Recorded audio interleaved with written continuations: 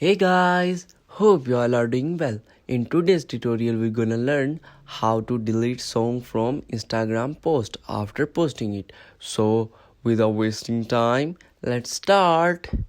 So first of all I would open my Instagram application. After that I will upload a post to see you how can I remove song after posting it. Here I will give a caption. Here I will select a post, and after selecting a post I will give a suitable caption, and then I will select a suitable song. After that I will post it. Then after a couple of seconds the post is ready to public. If we tap on three dot we cannot see option of delete song or anything. Or if we tap on edit we can only add caption or edit caption.